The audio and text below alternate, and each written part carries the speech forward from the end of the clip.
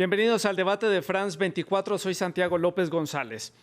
Hace 4 años, el 24 de noviembre del 2016, el gobierno de Colombia firmó con la entonces guerrilla de las FARC un acuerdo de paz definitivo que llevó a la desmovilización de ese grupo armado al margen de la ley, su posterior vinculación a la política y dejó sobre la mesa una serie de compromisos de ambos lados. Algunos de ellos muy ambiciosos, al igual que los objetivos de todo ese acuerdo en total. Por ejemplo, solo por mencionar algunos, la transformación del campo, fin de la lucha frontal contra el problema de las drogas ilícitas, la reincorporación a la vida civil de los excombatientes, garantías de cambios sociales que permitieran acabar con décadas de violencia en Colombia y también que permitieran que el Estado colombiano pudiera hacer presencia en todos los rincones del territorio. 4 años han pasado y el acuerdo firmado y los compromisos entre las partes no han conseguido desactivar el conflicto. Persisten las causas estructurales, persiste la violencia, las masacres, el miedo, el narcotráfico, la precaria presencia del Estado y los actores se han multiplicado y su implementación está avanzando a paso de tortuga. La comunidad internacional, sobre todo la Unión Europea, ve con mucha suspicacia a Colombia y se pregunta a dónde se está yendo todo el dinero que han desembolsado desde Bruselas y desde Oslo a esos fondos para la implementación del acuerdo de paz. 4 años de la firma del acuerdo de paz en Colombia. ¿Dónde quedó la paz en este país? Para analizar este tema saludamos en Bogotá a Sandra Pérez, senadora del partido FARC, y desde la ciudad de Quibdó, en el occidente de Colombia, también nos atiende el señor Emilio José Archila, consejero presidencial para la estabilización y la consolidación. Les recuerdo que ustedes también hacen parte de esta conversación, pueden dejar sus preguntas, también sus comentarios en las redes sociales. Les recuerdo, estamos en Facebook y también nos encuentran en Instagram y en Twitter como @France24-ES, @Santilogo mi cuenta personal. El numeral o la etiqueta es numeral el debate F24. Comenzamos y entonces comienzo por Sandra en la ciudad de Bogotá preguntándole ¿cuál es el balance que usted hace de la implementación de este acuerdo de paz 4 años después? Muy buenas noches, Santiago, y mi saludo cordial a toda la audiencia de Fran 24 horas. El balance que hacemos no es el mejor. Nuestra mirada en la solución a esta gravísima problemática y sobre todo a las causas que generaron el conflicto aún no se han superado en nuestro país.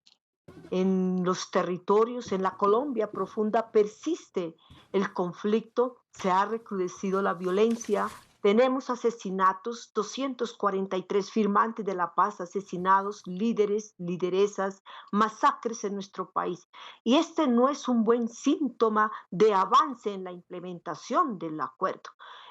Dificultades de todo orden en cuanto a la reforma rural integral. No hemos avanzado aún en la normatividad porque el acuerdo es vinculante y si no avanzamos en la normatividad, no avanzamos tampoco en el territorio, en participación política. Aún hoy, después de 4 años, no tenemos la participación efectiva de las víctimas en las corporaciones públicas, como por ejemplo en la Cámara de Representantes, donde se aprobó, se acordó que estarían representadas las víctimas en sus 16 curules.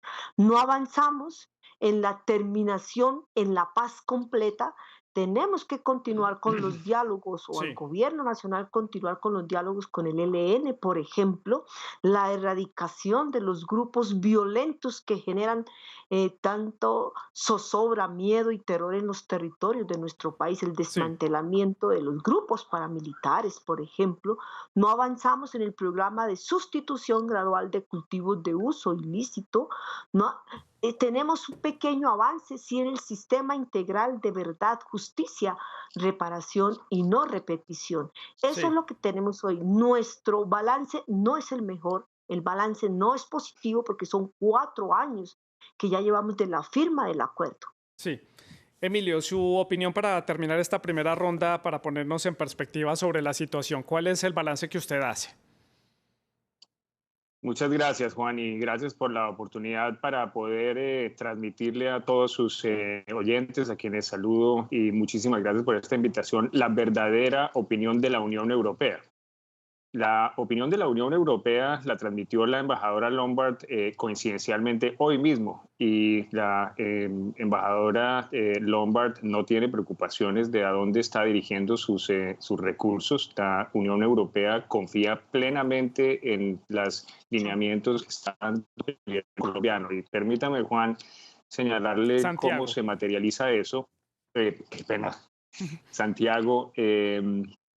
Eso se materializa de la manera más, digamos, práctica en la cual una cooperación internacional puede presentarse, y es que el año entrante la Unión Europea va a, en lo que tiene que ver con la reincorporación, a darnos un apoyo presupuestario. Eso quiere decir que la Unión Europea va a poner los recursos con los que nos está apoyando para uno de los frentes de la implementación. Eso tiene que ver con la reincorporación dentro del presupuesto del gobierno colombiano. Ese es el máximo nivel de confianza que puede tener una cooperación internacional.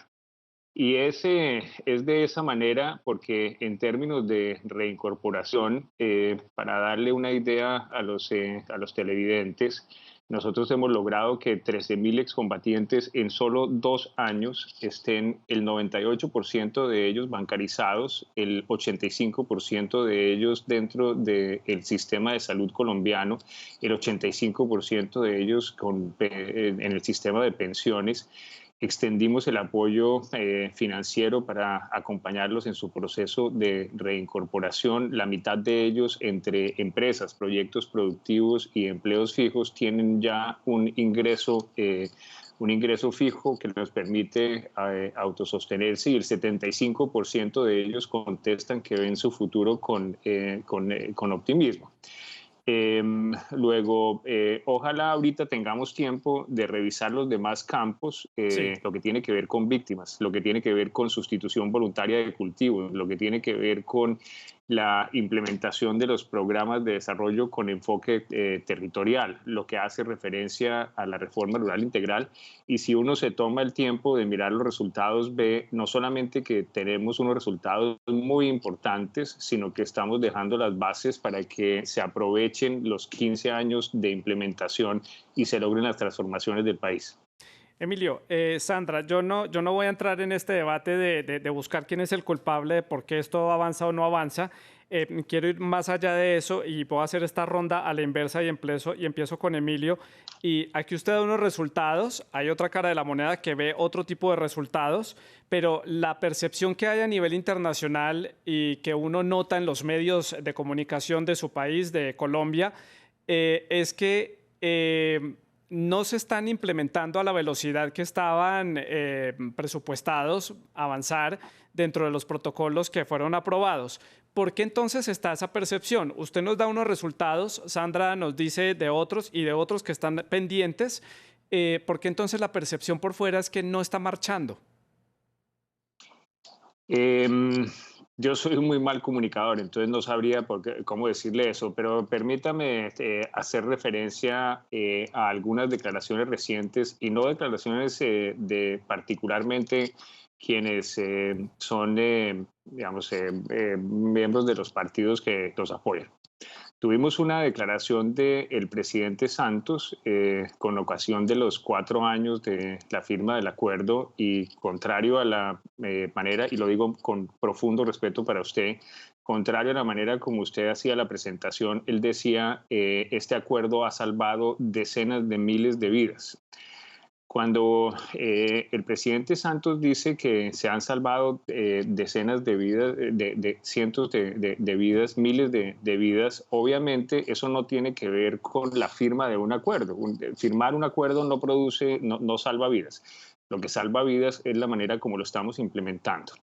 Esta misma semana, el doctor Jaramillo, que fue negociador de la época del presidente Santos y una persona a quien el país respeta mucho, señaló que en lo que tiene que ver con la reincorporación, respeta y admira lo que está haciendo esta administración, que en lo que tiene que ver con los planes de desarrollo con enfoque territorial, encuentra que estamos avanzando al ritmo que corresponde. Hace muy poco rendimos cuenta del proceso de reincorporación y el editorial del Tiempo, que es uno de los diarios más importantes del país, decía hay que suspender esta discusión politiquera, y si uno mira los resultados encuentra que efectivamente se está avanzando en los ritmos en que debería estar.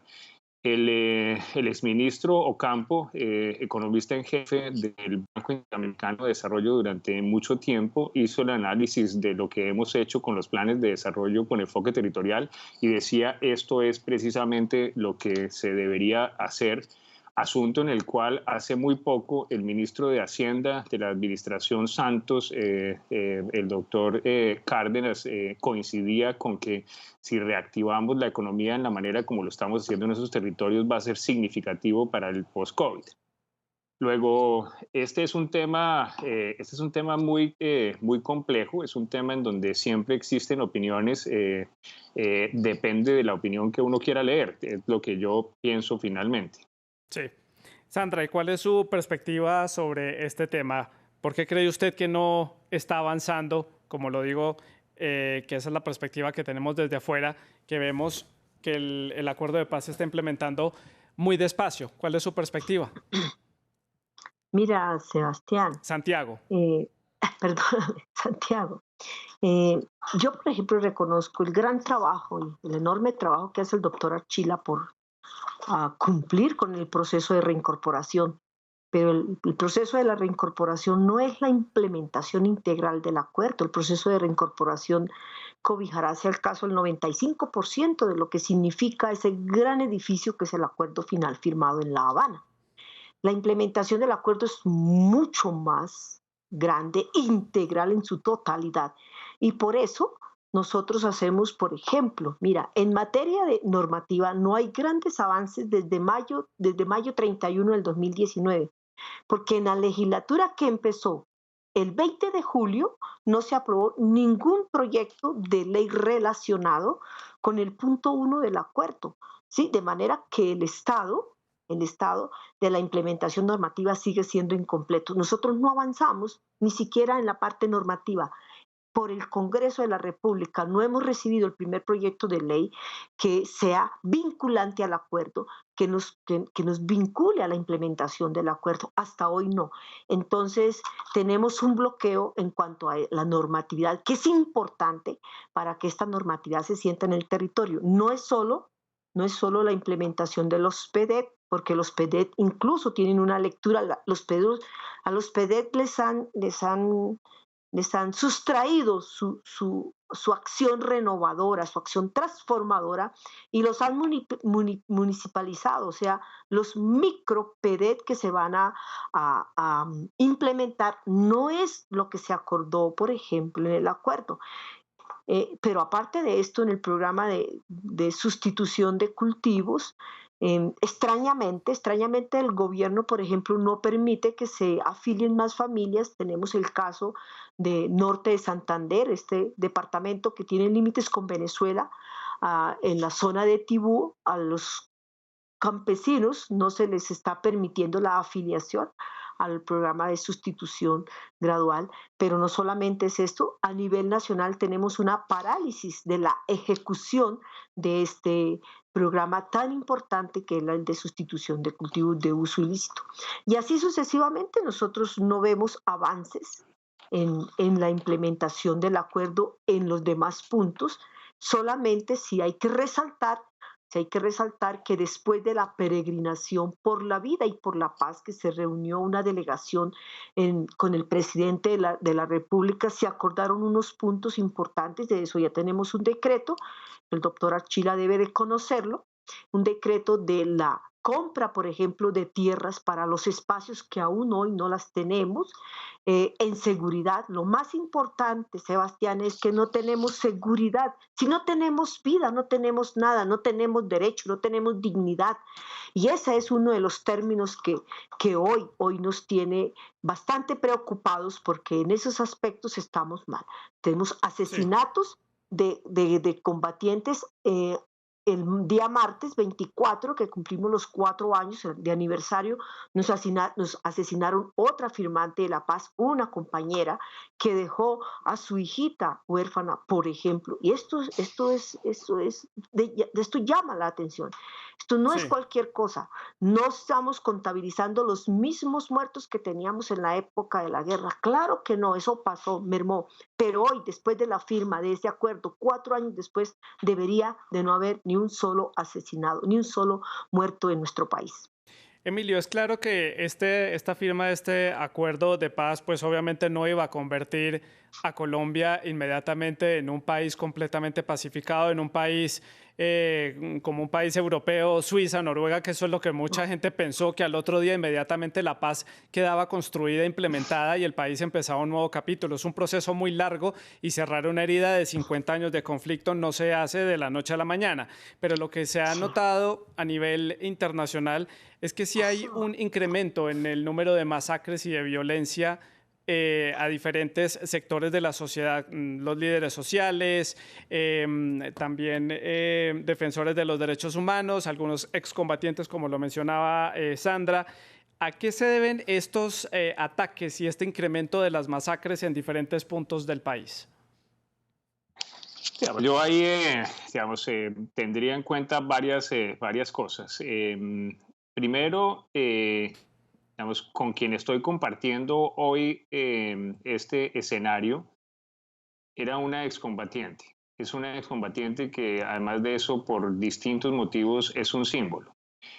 Ella ayer y antes de ayer presidió una sesión del Senado de la República de Colombia. En el proceso irlandés, que es el ejemplo de Europa, antes de que nosotros tuviéramos este caso, entender que los excombatientes debían llegar al Congreso de la República y poder debatir políticamente sus casos, les tomó 10 años. 10 años y tuvieron que reabrir sus acuerdos y llegar a esa conclusión.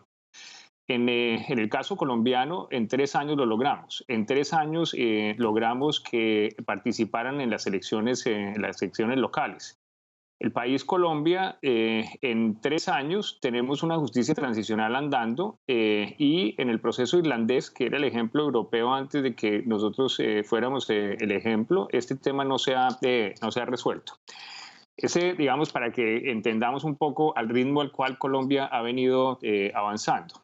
Ahora, en lo que tiene que ver con las violencias, cuando Colombia firmó el acuerdo con la FARC, no un gobierno, otro gobierno, el Estado colombiano, eh, el ELN ya existía, el Clan del Golfo ya existía, los Pelusos ya existían, los Caparros ya existían, los mexicanos ya estaban llegando a Colombia. Luego, la idea de que la implementación del acuerdo era en sí misma suficiente para lograr una paz estable y duradera no era sino un headline. Eso no iba a pasar porque teníamos ese otro problema.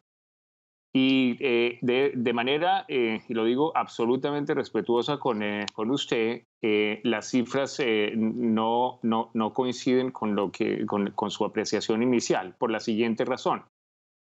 Dado que había estas otras fuentes de violencia, lo que uno tiene que analizar si la implementación ha tenido su propósito es ver si la disminución en la violencia causada por 13.000 excombatientes que hoy en día están en proceso de reincorporación y no están allá afuera matándonos y tratando de que no nos maten, ha sucedido. Y en todos los índices, en índices de homicidios, de secuestros, de minas quiebrapatas, en temas de reclutamiento de menores, ataques, etcétera, todos los índices son infinitamente menores de los que ocurrían cuando la FARC estaba en combate. Luego, el gobierno del presidente Iván Duque, obvio que ha mantenido el proceso y que hemos logrado, como lo reconocía el presidente Santos, que lo que se firmó produzca los efectos en disminución de muertes de colombianos. Bueno, lo que sí hay que decir es que en lo que va del año, 256 luchadores sociales han sido ultimados a lo largo del 2020 y solamente estoy hablando de líderes sociales. Hay otro tipo de personas de sectores sociales distintos, campesinos y otro tipo de personas han sido asesinadas. Eso es una verdad que hay que decir y eso las cifras lo demuestran. Sandra, su opinión al respecto. Santiago, mira, en cuanto a la violencia, exactamente nosotros firmamos el acuerdo de paz por eso, porque hay que terminar la guerra. La guerra en ningún país nos trae ningún tipo de beneficio. La guerra, al contrario, nos trae dolor, sufrimiento, heridas. Pero no es posible que hoy, después de la firma, por eso lo reitero, 4 años, tengamos esta dolorosa cifra de 256 líderes y lideresas asesinados, 243 firmantes de la paz, las masacres de nuestro país se recrudecieron y sobre todo llama la atención que son las zonas donde están más militarizadas, las zonas donde hay mucha más presencia de las fuerzas militares, es donde enseguida se recrudece el conflicto, tenemos muchas amenazas, pero aparte las amenazas son las masacres, los asesinatos, la erradicación violenta de los cultivos de uso ilícito. Cuando se firmó, se pactó un acuerdo. Hacia allá es que nosotros encaminamos. Hoy exactamente estuvimos en una mesa con las comunidades del oriente de nuestro país y las versiones son bastante fuertes en cuanto a las denuncias que hay por los atropellos y la violencia de la fuerza pública del ejército en estas regiones. Y eso exactamente, por eso es que firmamos el acuerdo, para acabar todo esto, que dentro del acuerdo está pactado incluso el desmantelamiento de los paramilitares, de los rezagos de los Sí. paramilitares, que son las fuerzas que señala el doctor Archila, que son estos grupos que señala el doctor Archila, que son también quienes nos están disparando. Sandra, ¿y qué hay de un punto importante de este acuerdo que es la reparación de las víctimas? ¿Qué ha avanzado las FARC en cuanto a eso? Mira, en cuanto al sistema integral de verdad, justicia y reparación que hemos avanzado, la JEP, después de 11 meses de estar represada, de no poder actuar, porque en el Congreso nos tuvieron ahí casi el año como corcho en remolino, no podíamos avanzar en la aprobación de la ley estatutaria por las objeciones que presentó el señor presidente o el gobierno nacional. Pero Sí. luego de que ya se dio este proceso, la JEP ya tiene 7 macrocasos abiertos en los que nosotros, como parte activa del conflicto armado, en que estuvimos también participando activamente, estamos respondiendo que la JEP, cada vez que la JEP nos requiere, nosotros estamos acudiendo a esa solicitud que hace. Entonces, ahí estamos avanzando en cuanto a reparación Sí. de las víctimas. Emilio, Y sus tenemos impresiones sobre este apartado de la reparación de las víctimas. Señor, por Emilio. favor, me repite. Santiago, muchas gracias por tocar ese tema. Las víctimas son la principal preocupación de la administración del presidente Duque. Nosotros tenemos una unidad de reparación de las víctimas absolutamente fenomenal. Tenemos una unidad de restitución de tierras que está haciendo un trabajo inmenso. Ambas de las unidades han reestructurado sus procedimientos, ambas de las unidades hemos incrementado los presupuestos. En ambos casos, tanto en lo que hace a las reparaciones individuales, las reparaciones colectivas, la restitución de tierras, en estos 24 meses hemos logrado lo que no se había logrado en los primeros 6 años de vigencia de la ley. Mandamos el mensaje de urgencia al Congreso de la República para que se extendiera la vigencia de esa ley y hemos logrado que se extienda durante 10 años más. Hemos estado trabajando y muchos de los países europeos forman parte del Fondo Multidonante y ahí tenemos alrededor de unos 5 millones de dólares para incentivar las reparaciones colectivas cuando coinciden con el pilar de reconciliación en los 170 municipios más afectados por la violencia y la pobreza. Ahora, estaba previsto que los bienes mal habidos de las FARC fueran a la reparación de las víctimas y eso tiene un contenido no solamente económico, sino un contenido simbólico muy importante, porque implica que con los bienes que no debieron haber estado en cabeza de las FARC se proceda a reparar a las víctimas exactamente en aquello que ellos nos dicen que es reparador. En Colombia los billones son de 12 ceros y lo que dijo las FARC era que iban a entregar 1 billón de pesos. Eso es 1 trillón de pesos. La mitad de eso nunca hubiera podido servir para el propósito reparador porque se trataba de carreteras y cosas de ese estilo. Eso nos deja 500.000 millones de pesos. De esos 500.000 millones de pesos hemos podido monetizar un poco más de 3.000 millones de pesos. Eso es un poquito más de $1 millón. Y tenemos lingotes de oro por alrededor de 40.000 millones de pesos.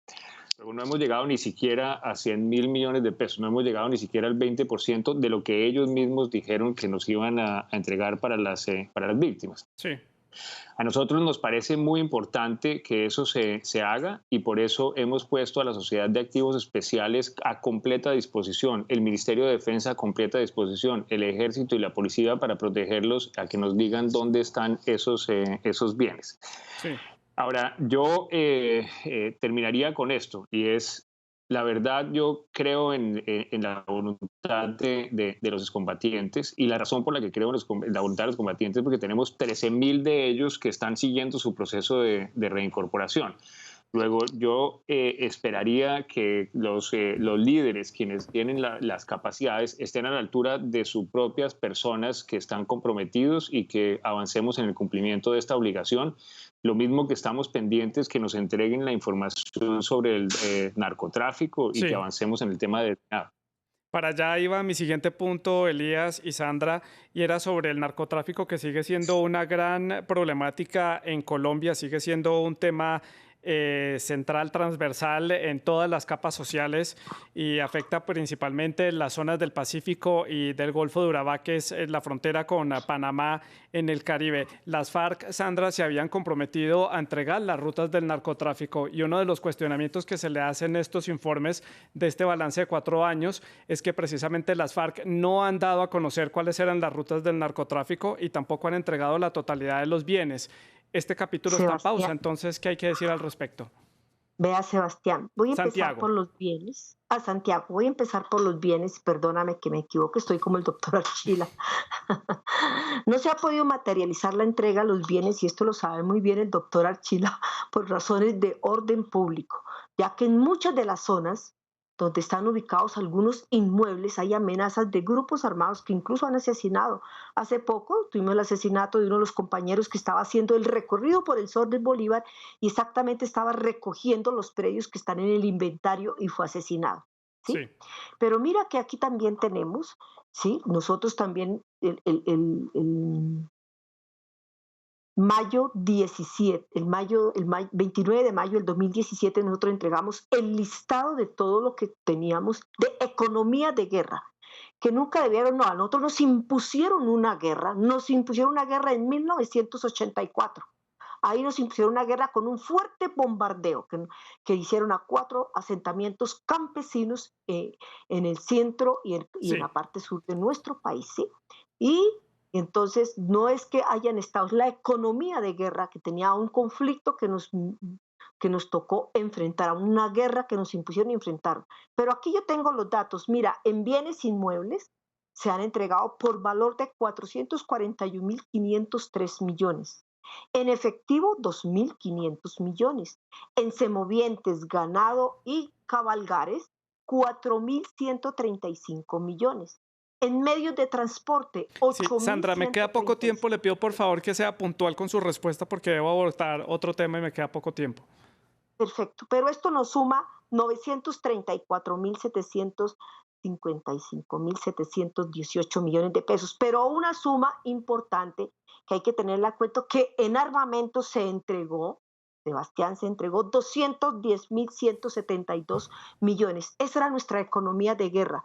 Yo no he encontrado en el acuerdo, porque nosotros nunca lo tuvimos. Una cosa es cobrar un impuesto Y otra cosa es tener las rutas del narcotráfico. Las rutas del narcotráfico aquí están en manos de otras personas, de quienes dieron las licencias para los aviones, por dónde sale y entran por dónde sale la coca que produce nuestro país, pero Sí. por dónde entran los insumos, dónde están los puestos de control. Esas son las verdaderas rutas que hay en nuestro país, por dónde salen las más de 700 toneladas métricas que produce Colombia. Sí, ¿Y quién controla los puertos, los aeropuertos? Sandra. ¿Quién controla las carreteras y las salidas de los pueblos? Esas autoridades, instituciones del Estado que controla son quienes deben de saber quién tiene las rutas del narcotráfico. Me quedan pocos minutos para concluir el Sí. programa. Elías, quiero que haga su conclusión sobre lo que viene de aquí. Emilio, perdón. Todos nos confundimos con los nombres hoy, todos con todos. La conclusión de lo que sigue de aquí en adelante en esta implementación y en lo que viene para Colombia para la implementación de este acuerdo. No se preocupe que yo estaba muy apenado de haberme equivocado con el suyo, así Ya que todos estamos en la misma, no se preocupe. yo diría lo siguiente, Santiago. Lo que sigue es que eliminemos en Colombia esta idea de que hay amigos y enemigos de la paz. En Colombia todos somos amigos de la paz. Y no que yo piense que le debemos algo a las FARC, pero el hecho de que los acuerdos se hubieran incluido dentro de nuestra Constitución y que la Corte Constitucional hubiera señalado que muchos de los temas que están ahí, como lo ha dicho el presidente Iván Duque, se refieren a aspectos de la vida colombiana que debimos haber abocado hace décadas con o sin acuerdos, es una oportunidad única. Porque es eso que usted al comienzo decía, ¿por qué existe esa percepción de que vamos muy lento? La razón por la que existe, o una de las razones por las cuales existe la percepción de que vamos muy lento, es porque son problemas que no se pueden resolver en el corto plazo. Son problemas que requieren de los 15 años para los cuales está prevista la implementación de los acuerdos. Sí. Nosotros no vamos a poder eliminar las diferencias sociales en 4 años, no vamos a poder desarrollar el campo en 4 años. Entonces, lo que sigue es que todos entendamos que esto es un tema en el cual debemos construir sobre lo construido y que el siguiente gobierno tiene una responsabilidad histórica, lo mismo que el presidente Duque, de hacerlo en el largo plazo. Sandra, su conclusión, 30 segundos, rápidamente, por favor. Gracias. No, varios retos. Tenemos el reto de no perder la esperanza. Tenemos el reto de generar un movimiento por la verdad y el reto de la cultura por la paz y de la empatía que necesitamos urgentemente en nuestro país. Sí tenemos esos retos, pero sobre todo el reto de la esperanza, que sí somos capaces de construir la paz. Sandra, Emilio, muchísimas gracias por haber estado con nosotros aquí en France 24, habernos explicado a grandes rasgos cómo va la implementación de estos 4 años del Acuerdo de Paz en Colombia. A ustedes muchas gracias por haber estado con nosotros, gracias por su sintonía. Les recuerdo, soy Santiago López en France 24, siga con nosotros. Buenas noches.